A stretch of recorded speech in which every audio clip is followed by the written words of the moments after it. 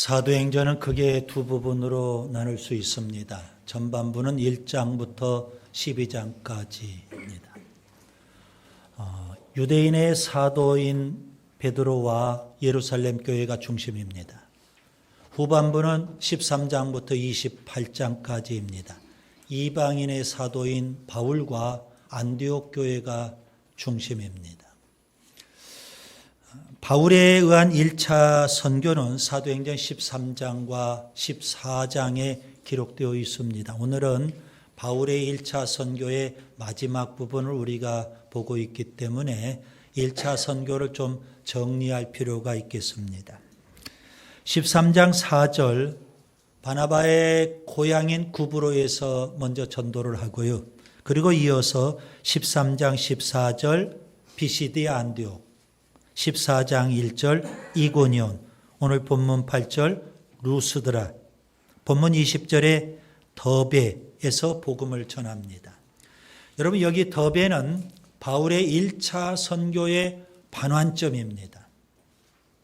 더베를 거쳐서 이제 돌아오면서 본문 21절 루스드라, 이고니온, 안디옥, 그리고 본문 24절 밤빌리아의 버가, 그리고 본문 26절에 안디옥 교회로 귀환을 하게 됩니다.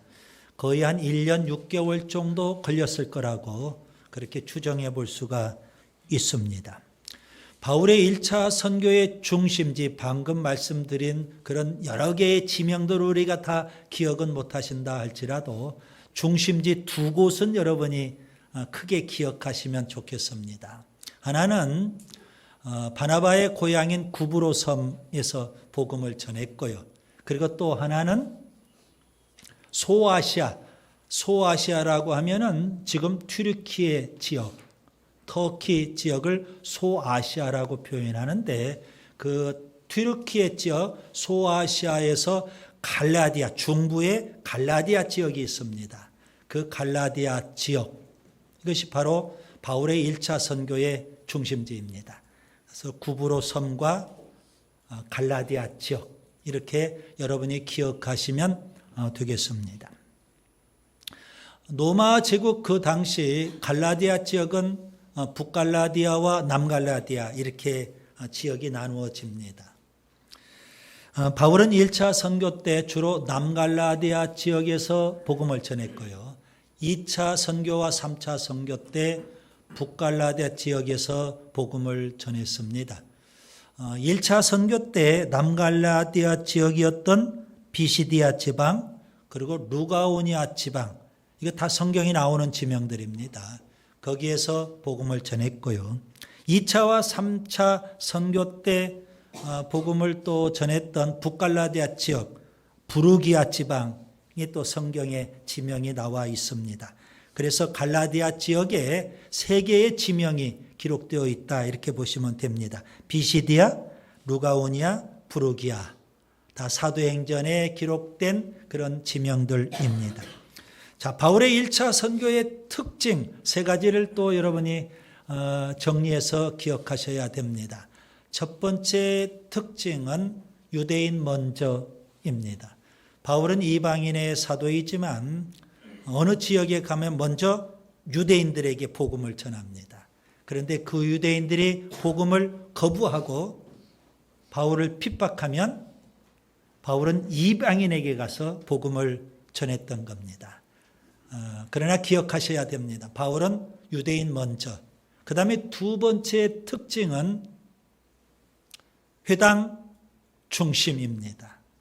물론 회당에는 유대인들만 있는 건 아닙니다. 하나님을 두려워하는 이방인들도 회당 안에 있었던 겁니다. 그래서 회당은 선교의 거점이기도 하고 접촉점이 되기도 했던 겁니다. 어느 지역에 가든 그 지역에 회당이 있으면 회당에 가서 먼저 복음을 전했던 겁니다. 그 다음에 세 번째 중요한 또 특징은요, 도시 중심입니다. 바울은 시골 구석구석 모든 지역을 샅샅이 훑으면서 지역 복음화 하듯 그렇게 복음을 전한 게 아닙니다.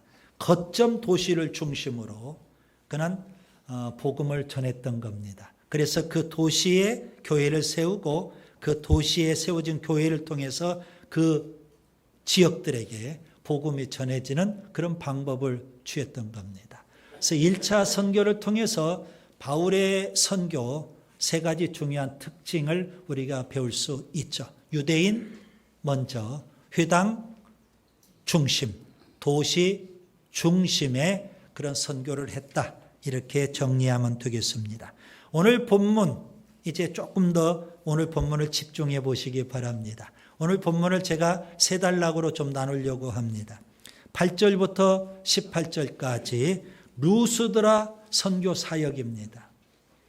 두 번째 부분은 19절부터 25절까지 루스드라 선교 이후의 일정을 기록해 주고 있습니다. 그 다음에 세 번째 부분은 26절부터 28절까지 안디옥 교회에서의 선교 보고로 구성되어 있습니다. 자, 이제 본문 8절을 보시면 바울이 루스드라에 가서 말씀을 전하는데 말씀을 듣는 많은 사람들 가운데 유독 눈에 띄는 한 사람이 있습니다. 한 번도 걸어본 적이 없는 장애인. 그 장애인이 바울의 눈에 들어왔던 것입니다. 그 장애인에 대해서 오늘 본문 8절에 자세히 설명이 되어 있죠. 본문 8절을 보세요. 그는 발을 쓰지 못합니다. 나면서 걷지를 못합니다.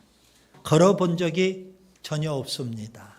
자, 그런데 이 세 가지 표현은 다 동일한 의미입니다. 발을 쓰지 못한다. 나면서 걷지 못한다. 걸어본 적이 없다. 왜 굳이 동일한 의미의 표현을 세 번 거듭 그렇게 표현하고 있을까요? 저는 이렇게 해석을 합니다. 이 장애인의 장애, 이 장애인이 태어날 때부터 가졌던 장애는 의학적으로 치료 불가입니다. 절대 치료 불가라는 것을 지금 강조하고 있다. 이렇게 해석해 볼 수가 있겠습니다. 그런데 바울이 그 장애인을 주목합니다. 바울이 장애인의 무엇을 주목하고 있을까요? 절대 치료 불가인 그 장애인의 장애를 주목하고 있을까요? 그렇지 않습니다. 그 장애인이 갖고 있었던 강점, 그것을 바울이 주목하고 있는 겁니다. 자, 이 장애인이 갖고 있었던, 그래서 바울이 주목하게 된 장애인의 강점은 뭘까요? 여러분 본문 9절을 보시면 그 장애인에게는 구원받을 만한 믿음이 있습니다. 자, 그러면 이 장애인이 갖고 있었던 강점인 이 구원받을 만한 믿음은 어떤 믿음일까요? 이게 중요하지 않습니까? 이 시간 우리 모두가 다 예배드리기 위해서 모였습니다. 우리 가운데는 태어날 때부터 장애를 갖고 있는 사람도 있고 또 후천적으로 교통사고나 여러 가지 질병 때문에 장애를 갖고 있는 사람도 있어요. 또 장애 없이 건강한 사람도 있어요. 중요한 것은 나에게 장애가 있느냐 없느냐가 지금 중요한 게 아니에요. 정말 중요한 건 뭘까요? 나에게 구원받을 만한 믿음이 있느냐 없느냐. 이게 중요한 겁니다. 구원받을 만한 믿음이 도대체 어떤 믿음이냐. 저는 오늘 본문을 통해서 세 가지로 말씀을 드리려고 합니다. 첫째, 구원받을 만한 믿음은 사모하는 마음으로 말씀을 받아들이는 믿음입니다. 여러분 본문 8절 9절을 보겠습니다. 바울이 누스드라에 가서 말씀을 전할 때 말씀을 듣는 많은 청중들 가운데 유독 장애인에게 주목한 이유는 뭘까요? 그 장애인은 귀를 기울여서 하나님의 말씀을 듣습니다. 그리고 사모하는 마음으로 바울이 전한 그 말씀을 받아들입니다. 그것이 바로 이 장애인의 강점이었거든요. 로마서 10장 17절 믿음은 들음에서 나며 들음은 그리스도의 말씀으로 말미암았느니라. 자, 그러면 구원받을 만한 믿음은 도대체 어떤 믿음일까요? 귀를 기울여서 하나님 말씀을 듣고 사모하는 마음으로 말씀을 받아들이는 그런 믿음입니다. 여러분 오늘 왜 예배에 오셨습니까? 말씀을 듣기 위해 오시지 않았습니까? 귀를 기울여서 말씀을 들어야 되고요. 사모하는 마음으로 오늘 나에게 주시는 말씀으로 우리가 받아들여야 되는 겁니다. 마태복음 13장에 예수님께서 천국 비유를 말씀하시는데 그 중에 유명한 씨 뿌리는 자 비유를 말씀하십니다. 농부가 씨를 뿌리듯 전도자가 말씀의 씨를 뿌립니다. 그러면 4가지 유형의 밭에 씨가 뿌려지는 거예요. 길가, 돌밭, 가시밭, 좋은 땅. 4가지 밭에 씨가 뿌려져요. 말씀의 씨도 동일한 겁니다. 그 중에 좋은 땅에 뿌려진 말씀의 씨앗이 결실을 해요. 30배, 60배, 100배 결실하는 겁니다. 말씀을 듣는 모든 청중들에게 그 말씀이 결실하는 게 아니고 좋은 땅에 뿌려진 그런 말씀의 씨앗만이 결실할 수 있는 겁니다. 말씀을 듣는 모든 청중들이 다 그 말씀이 결실하면 얼마나 좋을까요? 그래서 예수님은 씨 뿌리는 자 비유를 말씀하시고 마지막에 이런 말씀을 하십니다. 마태복음 13장 9절 들을 귀 있는 자는 들으라. 여러분 다 귀를 갖고 있어요.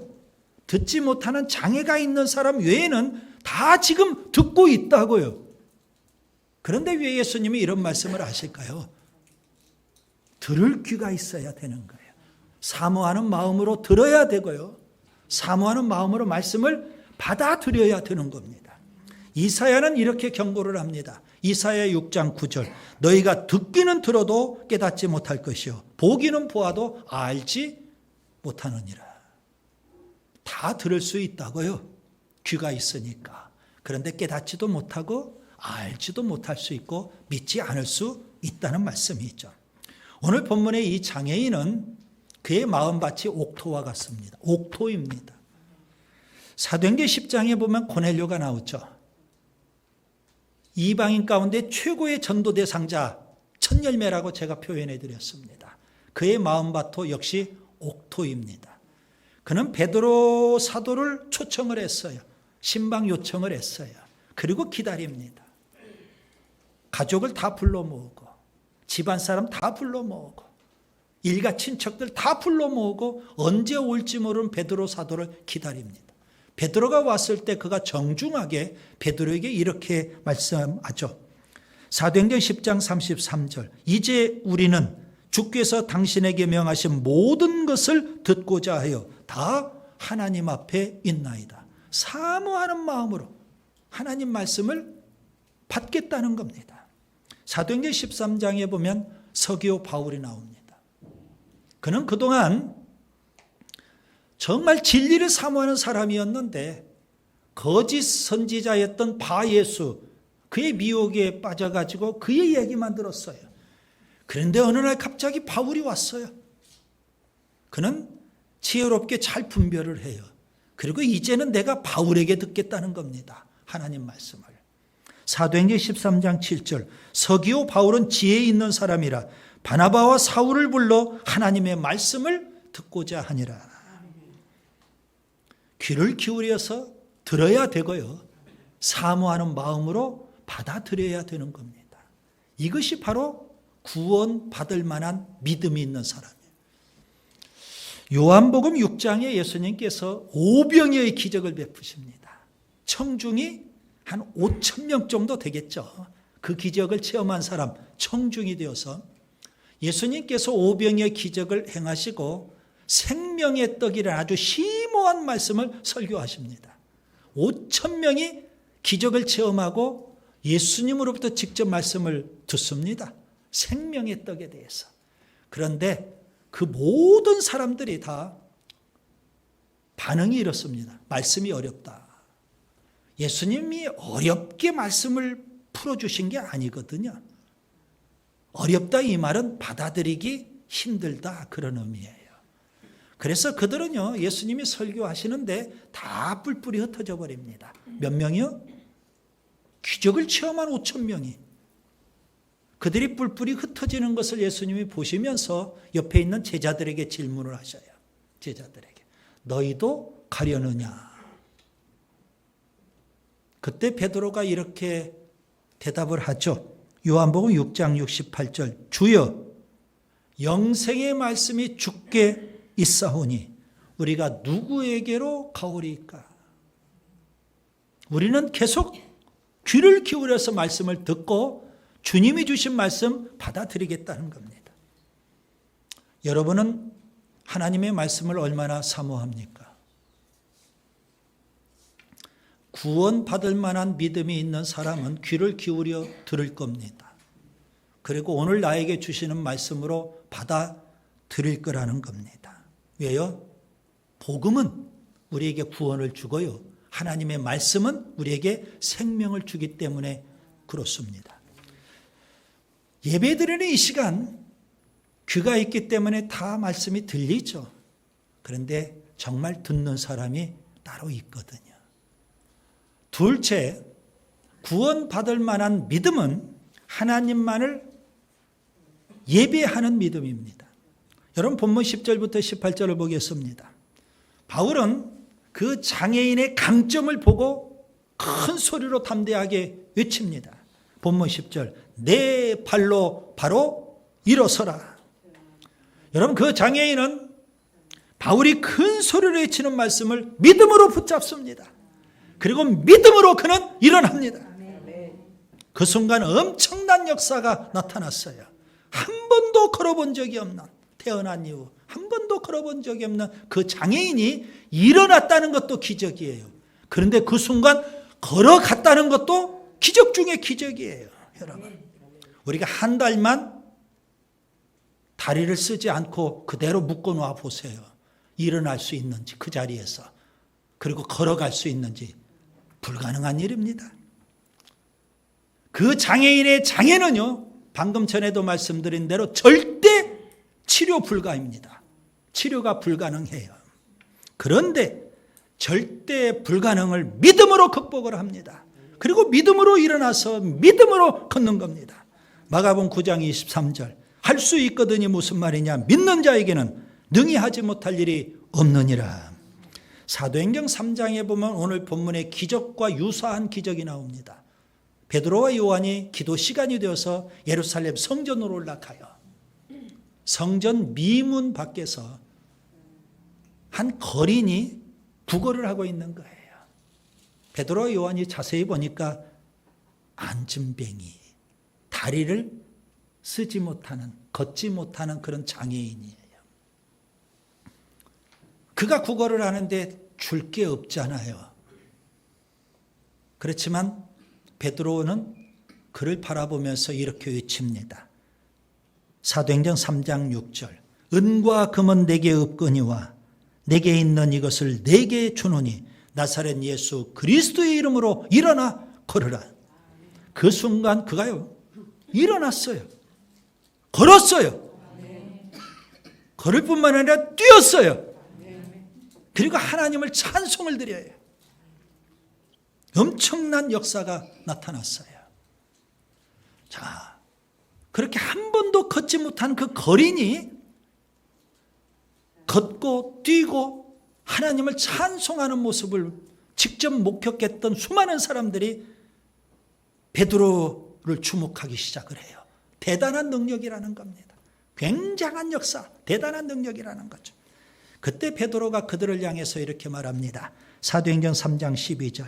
이 일을 왜 놀랍게 여기느냐? 우리 개인의 권능과 경건으로 이 사람을 걷게 한 것처럼 왜 우리를 주목하느냐? 내 개인의 경건이나 능력으로 내가 이 장애인을 이렇게 세운 게 아니라는 겁니다. 그러면서 베드로가 그들에게 가르쳐 주죠. 사도행전 3장 16절. 예수로 말미암아 난 믿음이 너희 모든 사람 앞에서 이같이 완전히 낫게 하였느니라. 예수님을 믿는 믿음이 중요해요. 여러분, 누스드라 사람들은 그 장애인에게 나타난 기적을 현장에서 직접 목격을 했어요. 그리고 그들은 열광을 합니다. 그리고 이렇게 말을 하죠. 본문 11절을 보세요. 신들이 사람의 형상으로 우리 가운데 내려오셨다. 바울과 바나바를 가리켜서 하늘에서 내려온 신이라는 겁니다. 육신을 입고 이 땅에 내려온 신이라고 그렇게 추앙을 합니다.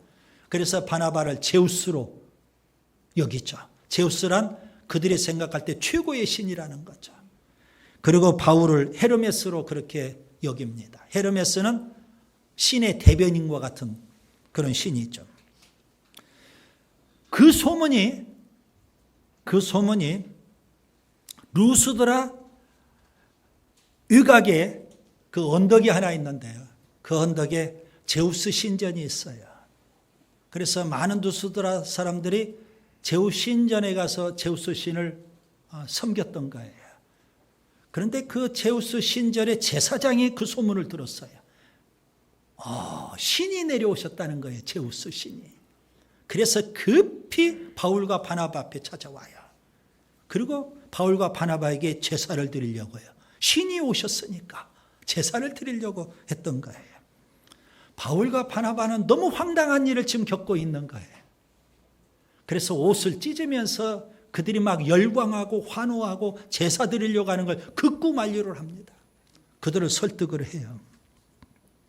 그러면서 본문 15절에 보시면 이런 헛된 일을 버리고 하나님께로 돌아오라. 복음을 전합니다.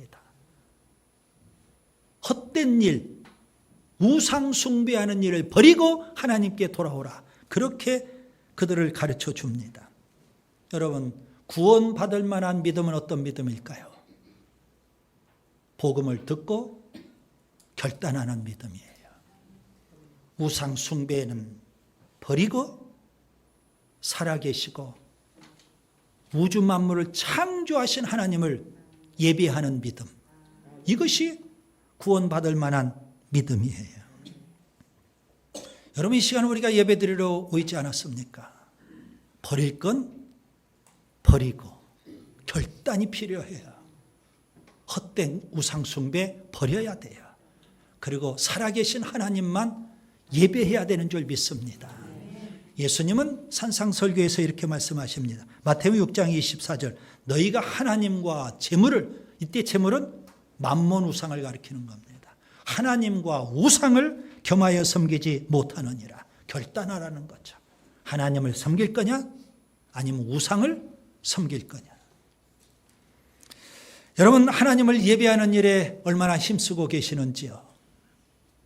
구원받을 만한 믿음이 있는 사람은요, 하나님이 주신 말씀을 귀 기울여 듣고요 잘 받아들일 뿐만 아니라 우상을 버리고 살아계신 하나님만을 예배하는 줄 믿습니다. 셋째, 구원받을 만한 믿음은 많은 환난을 이기는 믿음입니다. 여러분, 본문 19절부터 23절을 보겠습니다. 바울이 누스드라에서 한 번도 걸어본 적이 없는 장애인을 일으켜 세웠어요. 엄청난 기적을 베풀었어요. 그런데 역으로 엄청난 고난을 또 당합니다. 엄청난 기적을 베풀었는데 엄청난 고난이 찾아왔어요. 본문 19절에 보면 그가 돌에 맞아 거의 죽을 뻔했어요. 아니, 죽었다가 살아났는지도 몰라요. 엄청난 고난을 지금 당하고 있습니다. 여러분, 누스드라 사람들은 장애인에게 나타난 기적을 직접 목격을 하고 열광을 하잖아요. 신이 우리 가운데 오셨다. 그리고 신으로 섬기려고 했었거든요. 그런데 갑자기 안디옥과 이고니온에서 온 유대인들의 충동을 받아요. 그렇게 신으로 추앙하다가 갑자기 이제는 바울과 바나바에게 돌을 던지기 시작을 합니다. 그 돌에 맞아 바울이 죽게 되는 거예요. 결국 바울이란 그 시신을 성 밖에다가 던져버렸어요. 그런데 하나님의 은혜로 그곳에서 기적처럼 살아나요. 초인적인 힘을 그가 발휘해요.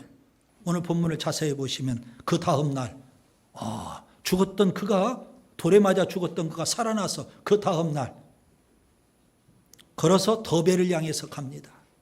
더베에 가서도 또 열심히 복음을 전해요. 많은 사람들을 제자로 삼아요. 그리고 그동안 선교했던 누스드라, 이고니온, 안디옥에 돌아가면서 제자들을 마음을 굳건하게 권면을 시켜요. 오늘 본문 22절을 보세요. 제자들의 마음을 굳게 하여 이 믿음에 머물러 있으라 권하고 또 우리가 하나님의 나라에 들어가려면 많은 환난을 겪어야 할 것이라. 여러분, 구원받을 만한 믿음은 어떤 믿음일까요? 한마디로 천국에 들어가는 그날까지 많은 환난을 이기는 믿음입니다. 그 환난을 이기지 못하고 도중에 낙오하면 어떻게 천국에 들어갈 수 있을까요? 마음을 굳건하게 하고 믿음 안에 온전히 거해야 돼요. 언제까지요? 천국 가는 그날까지, 하나님 나라에 들어가는 그날까지. 바울은요, 각 지역마다 가서 복음을 전하고 많은 사람들을 오늘 본문에 있는 대로 제자로 삼고 믿음으로 환난을 이기도록 권면을 해요. 그리고 그 지역을 떠납니다. 그런데 문제는요, 바울과 같은 영적 지도자가 그 지역에 머물러서 신앙적으로 끊임없이 이끌어주면 얼마나 좋아요. 그러면 어려움이 찾아올 때 상담을 하고 그 어려움을 극복할 수도 있고, 환난이 찾아오면 또 의지하면서 믿음을 굳건하게 하고 그 환난과 고난도 이길 수 있고 얼마나 좋겠어요. 그런데 바울은 복음을 전하고 훌쩍 떠나버리잖아요. 바울이 떠난 뒤 그들은 어떻게 그 많은 환난들을 극복하고 승리할 수 있을까요? 이게 문제예요. 여러분, 많은 사람들이 오늘 본문에서 그걸 찾아야 되는데 찾지를 못해요. 오늘 본문을 너무 쉽게 읽고 끝나버리거든요. 여러분, 본문 23절을 보세요. 아주 중요한 부분이에요. 바울은 각 지역마다 장로들을 세우고 교회를 조직을 합니다. 무슨 의미일까요? 교회 공동체를 중심으로 신앙생활을 하면서 믿음으로 그 많은 환난들을 이기라는 의미입니다. 여러분, 교회 공동체 안에 우리가 머물러 있어야만, 신앙 공동체 안에서 같이 신앙생활을 해야만 우리의 믿음이 온전해질 수 있고요. 아멘. 주님의 보호를 받을 수 있고요. 아멘. 어떤 환난이라도 우리가 이겨갈 수 있는 줄 믿습니다.